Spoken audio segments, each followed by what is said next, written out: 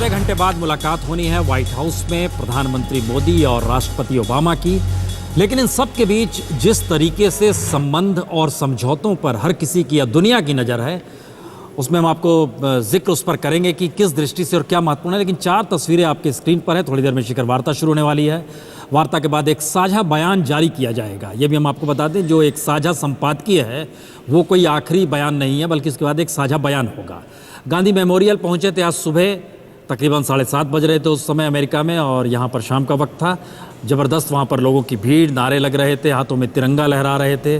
और ओबामा के साथ जो कल डिनर के मौके की तस्वीर है, उस डिनर में सिर्फ शाकाहारी भोजन ही वहाँ पर उस टेबल पे मौजूद था।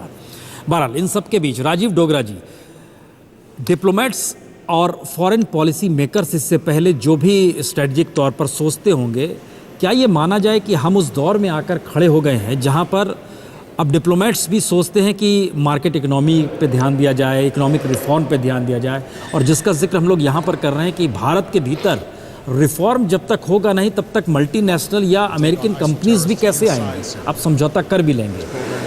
तो क्या इस दृष्टि से हमारे यहाँ तैयारी हो गई है या उस तैयारी की दिशा में सिर्फ अभी सोचा जा रहा होगा?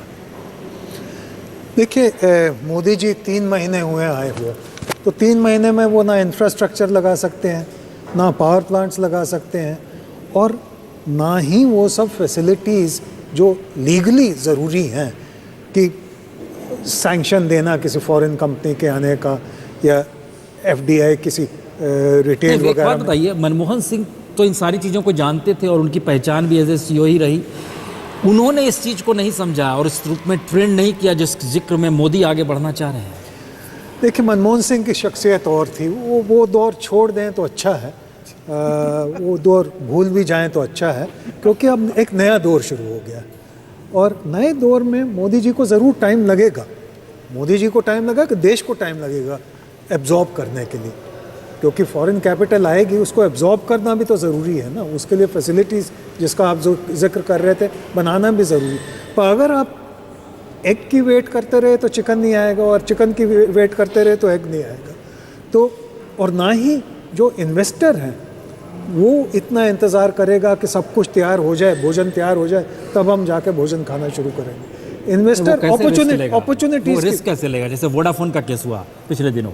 देखिए, सिर्फ हिंदुस्तान नहीं है जहाँ वोडाफोन का केस हुआ, यूएसए में कितने केस हुए हैं। यूएसए में यूबीएस वॉबॉक को कितने सैकड़ों मिलियन डॉलर का फाइन किए गए हैं जो कंटेस्टेड है।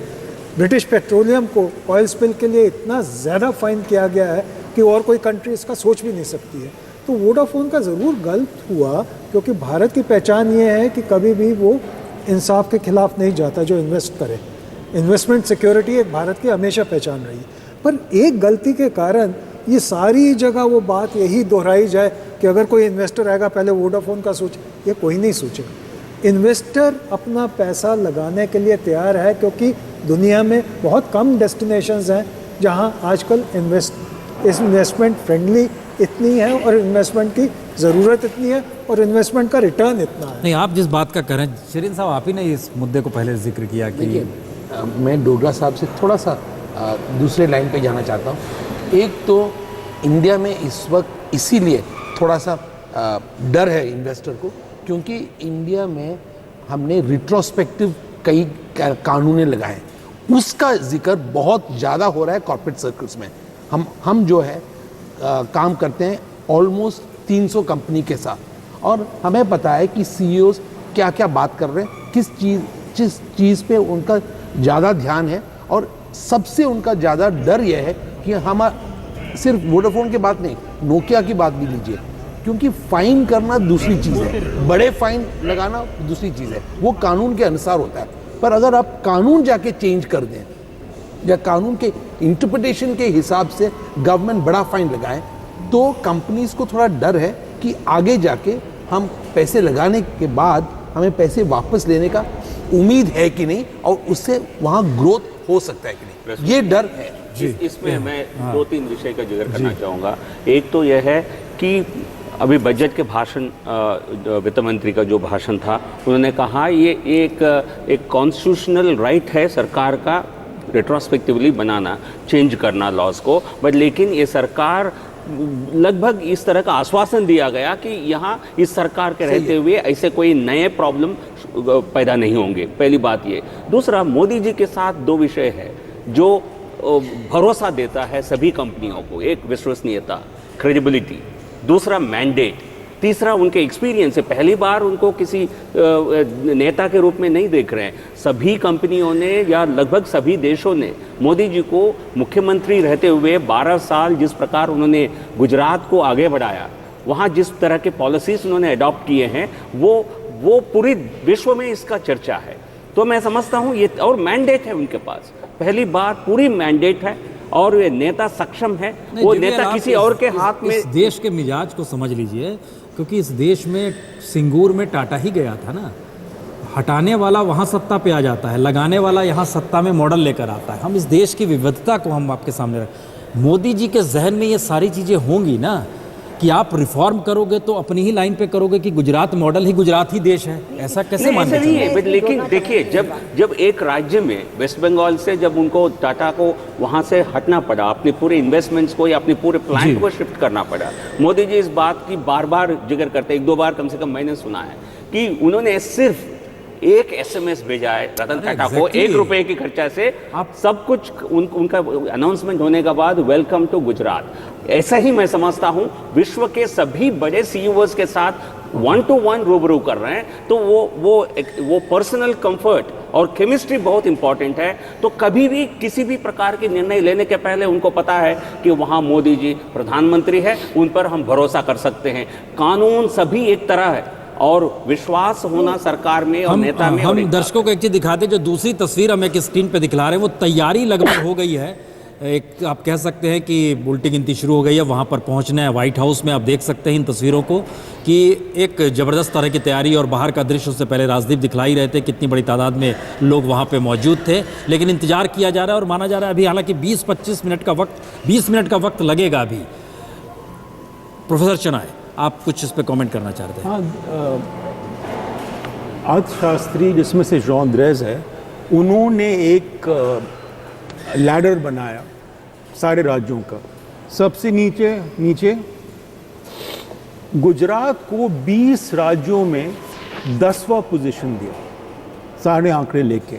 और यदि आप गुजरात विधायकों की बयान सुने, या जैसे वसुदेव त्रिवेदी जो मंत्री है, उसने कहा कि अहमदाबाद में 80,000 बच्चे मैल नरिश्ड है। और CAG का रिपोर्ट है कि हर 3 बच्चों में से एक अंडरवेट है। तो गुजरात मॉडल गुजरात के लिए है, बताइए, दूसरे राज्यों के लिए नहीं। प्राइम मिनिस्टर इसलिए मौजूदा वक्त में मजबूत हैं कि गुजरात की इकोनॉमिक कंडीशन या सोशल कंडीशन क्या है, या जिसका जिक्र बार बार ज्योति जी 2002 का जिक्र करती है, मसला वो नहीं है। मैं 2002 की बात नहीं कर रहा हूं, हम एक दूसरी स्थिति ला रहे हैं।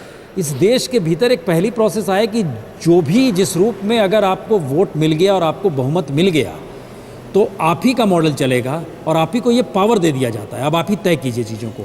ये मैसेज बहुत अरसे बाद, राजीव गांधी के बाद गया है दुनिया में, एक ऐसा शख्स आया है। सवाल सिर्फ अब इतना है, वो शख्स जो दुनिया में मैसेज लेकर जा रहा है, उसको इम्प्लीमेंट करने के लिए यहाँ की जो सिचुएशंस हैं, क्या वो आपके अनुकूल है या नहीं? नहीं, 2 रिफॉर्मर्स का में एक फ़र्क है। मनमोहन सिंह रिफॉर्मर था बट इम्प्लीमेंट नहीं कर पाया, नहीं तो ये कोलगेट स्कैम वगैरह कुछ होता नहीं। मोदी में हिम्मत है कि वो कोशिश करेगा, और उसका जो अलायंस है, आखिर में 25 पार्टी भी उसके साथ है, वो आगे ले सकेगा। मगर कुछ जो मामले हैं जैसे लैंड एक्विजिशन, उस पे जरूर टक्कर होगी, क्योंकि हमारे यहाँ गरीब बहुत हैं और यदि उनकी ज़मीन गई तो वो गए। नहीं प्रसून, मैं ये कहना चाहूँगी कि मुझे इसमें कोई शक नहीं है कि प्रधानमंत्री एक इकोनॉमिस्ट भी हैं, एक अर्थशास्त्री भी हैं, और जैसे आपने कहा उनके पास मैंडेट है। और मुझे लगता है कि अमेरिका में, सिर्फ अमेरिका में ही नहीं, देखिए जापान का मॉडल इसमें बहुत ही दिलचस्प है। जब वो जापान गए, अभी जो हाल ही में जब जापान की यात्रा से लौट के आए, जापान ने उनको $35 बिलियन का जो है इन्वेस्टमेंट अभी प्रॉमिस किया है। तो उसके लौट कर प्रधानमंत्री क्या करते हैं कि अपने PMO में, प्राइम मिनिस्टर्स ऑफिस में, उन्होंने एक ग्रुप जो है उसकी एक वो ग्रुप बनाया हुआ है जिसमें जो जापान से आने वाला इन्वेस्टमेंट एक सिंगल विंडो क्लियरेंस के तौर पर उसको डील करेगा। यानी क्योंकि हमारे हमारे कानून के हिसाब से अगर आप देखें कोई भी इन्वेस्टमेंट आता है तो माना जाता है कि 60 या 62 क्लियरेंसेस चाहिए होती हैं। अब प्रधानमंत्री ये नहीं चाहते कि इतनी बड़ी यात्रा के बाद जिसमें बहुत जो जापान के प्रधानमंत्री शिंजो आबे ने उनको बहुत अच्छी तरह उनसे मुलाकात भी की, वहाँ के जो इंडस्ट्रियलिस्ट हैं उन्होंने वादा भी किया है कि हम पैसा इन्वेस्ट करेंगे भारत के अंदर, और जब ये आते हैं हिंदुस्तान में तो इनको ऐसा लगता है कि बहुत कठिनाइयाँ हैं। तो ये जो जापान वाला मॉडल है मुझे लगता है ये अमेरिका के साथ भी यही मॉडल इम्प्लीमेंट होगा कि आपका सिंगल विंडो क्लियरेंस। आप जिस हिसाब से सोचे राकेश जी, हमें एक चीज़ बताइए, सारी खनिज संपदा आदिवासी बहुल इलाकों में, गरीबी वहाँ पर ज़बरदस्त है, सामाजिक असमानता से सबसे ज़्यादा प्रभावित है। जब मल्टीनेशनल्स यहाँ पे आएंगे उनको जो खनिज संपदा चाहिए जिस जगह पे चाहिए, ये पहली बार हो रहा है कि प्राइम मिनिस्टर के पास सारे पावर्स इस रूप में मौजूद हैं कि पार्लियामेंट्रीज की अपनी कॉन्स्टिट्यूशन की भी जो ज़रूरत है, अपने क्षेत्रों की ज़रूरत है, वह भी मायने नहीं रख रही है। झारखंड का सांसद इस आवाज़ में नहीं बोल पाएगा कि जनाब यहाँ के आदिवासियों को देख लीजिए, गरीबी देख लीजिए। वो बोलेगा अच्छा ये कंपनी आई है भाई, प्राइम मिनिस्टर कह रहे हैं लगा दी। ये प्रॉब्लम नहीं आने वाला है क्या? और कम से कम आदिवासी इलाकों में तो आरएसएस खूब काम कर रही है। देखिए, जो आप सोच रहे हैं कि नरेंद्र मोदी सारे मल्टीनेशनल्स को लाएंगे और आदिवासी उस मॉडल पे चल पाएंगे क्या जो जापान का मॉडल? देखिए, एक बात जान लीजिए, नरेंद्र मोदी का एगैलिटेरियन मॉडल है और उनका कंसर्न पुअर है, गरीब है, मार्जिनलाइज्ड लोग हैं। लेकिन सिर्फ इतना है जो हमें भ्रम हो रहा है कि मल्टीनेशनल्स आ रहा है, सबको ओपन डोर दे रहे हैं। सिर्फ जो है ब्यूरोक्रेटिक हडल्स होते थे, जो छोटे मोटे हडल्स के कारण लोग भागते थे, क्लाइमेट नहीं बन पाता था, उब जाते थे, करप्शन के कारण भाग जाते थे, उसको हटाएंगे। पहले चरण में यह होगा। जहाँ तक आदिवासियों की बात है कि उनकी राइट्स को, उनके सॉन्स ऑफ द सॉइल्स की, हम तो पर्यावरण का जिक्र भी कर रहे हैं। पर्यावरण, देखिए, पर्यावरण में मैं एक उदाहरण दे रहा हूँ कि अभी प्रकाश जावड़ेकर ने 357 प्रोजेक्ट्स पास किए, किसी इन्वायरमेंट के ग्रुप ने उसका विरोध नहीं किया, क्योंकि पर्यावरण के नाम पर पॉलिटिक्स होता था। बहुत विरोध, पर्यावरण नहीं विरोध हो रहा है। देखिए, लेकिन इनकी आवाज़ जैसे 6,000 किलोमीटर एक बॉर्डर का रोड था, यदि वो नहीं बनेगा तो आपके सिक्योरिटी थ्रेट में होंगे। आप पर्यावरण के नाम पर अपने विकास को ध्वस्त नहीं कर सकते हैं, लेकिन विकास के नाम पर पर्यावरण को भी ध्वस्त नहीं करें। तो डिबेट को दोनों तरफ से ले जाएं। ऐसा नहीं कि इन्वायरमेंट के, आपको एक बात और बता दूं, बहुत से इन्वायरमेंटल ग्रुप और डिफेंस के जो मैगजीन्स निकलते हैं वो स्पॉन्सर्ड हैं, वो बेसिकली स्पॉन्सर्ड हैं। आज आप देखिए, डिफेंस में सैकड़ों मैगजीन्स देश में निकलने लगे हैं, वो एक तरह से लॉबिंग के लिए निकलते हैं। एक और दूसरी बात बता दूं, देखिए, प्राइम मिनिस्टर की यात्रा में एक और महत्वपूर्ण बात है जो बाकी एक्सपर्ट्स बताएंगे। जो डिफेंस में हमारा हम इंपोर्ट करते हैं उनके आर्मामेंट्स, उसमें अमेरिका का दूसरा बड़ा स्थान है। उसमें ऑफसेट पॉलिसी में रिफॉर्म हो, अभी 30% है, कनाडा को 100% देते हैं। तो शायद प्रधानमंत्री इस बात को भी आगे बढ़ाएं कि आप जो हमसे पैसा ले जाते हैं वो भारत में सिर्फ दिल्ली से नहीं चलेगा। देखिए, पूरा देश सिर्फ दिल्ली से नहीं चलेगा, ये मैसेज क्लियर है ना। देश तो जिस तरह उन्होंने बोला कि जापान से इतने लाख करोड़ आ गए, अब उसको मॉडल बनाने के लिए वन विंडो बना दिया। देखिए प्रसून जी, एक बात जो देश में है कि देखिए, हमारे पास इंफ्रास्ट्रक्चर नहीं है और राज्य के पास पैसा नहीं है। एक ही रास्ता है कि हम अपने नवरत्न कंपनियों को बेच कर इंफ्रास्ट्रक्चर डेवलप करें।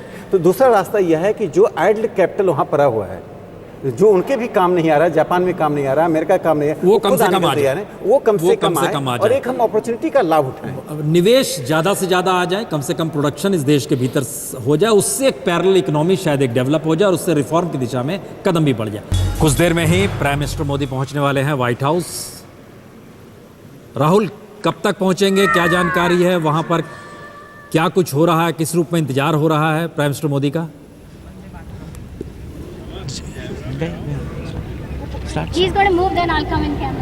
बहुत बहुत शुक्रिया प्रसून। यहाँ पर अब से कुछ ही देर में प्रधानमंत्री मोदी पहुंचने वाले हैं। उनके स्वागत के लिए वहाँ पे बैकपाइप्स तैयार की गई हैं हमारे ठीक पीछे व्हाइट हाउस में, और यहाँ पर कई सारे हिंदुस्तानी अमेरिकी उमड़े हुए हैं। कुछ गरबा कर रहे हैं, कुछ भरतनाट्यम कर रहे हैं, कुछ गाना गा रहे हैं और तैयारी के साथ आए हैं मोदी का स्वागत करने के लिए। आप गाना चाहती थी आज तक के दर्शकों के लिए, क्या गाना तैयार किया आपने? मोदी साहब के सामने मैं ऐसे बोलती आई हूँ, लता जी ने नेहरू जी के सामने मेरे वतन के लोगों गाया था 52 साल पहले।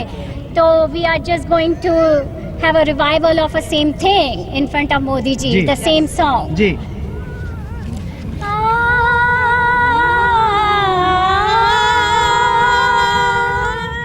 Hey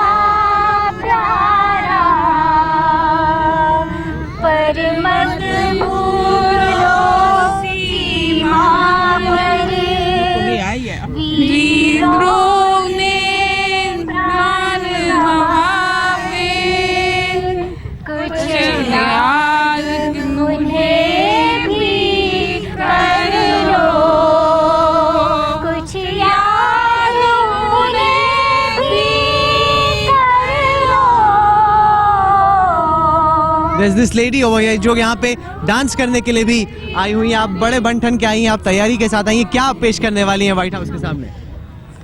I don't. What are you gonna do? I'm gonna do a Bharatanatyam dance to God Bless America by Hap Palmer. God bless America. अंग्रेजी गाने पे Bharatanatyam. To celebrate the US-India Partnership Day, as 30th September has been declared by the US Senate, so she will do the fusion of US. Okay, तो जैसे कि US Senate ने 30 सितंबर को US-India Partnership Day declare किया है, तो हम यहाँ पे सब इकट्ठा हुए हैं उस दिन को सेलिब्रेट करने के लिए। भी आप सुनिए God bless America in Indian dance की फॉर्म में, भरतनाट्यम में। क्या होता है? Stand beside her and guide her through the night with the light from above. From the mountains to the prairies to the oceans white with gold. God bless America, my home sweet home. God bless America.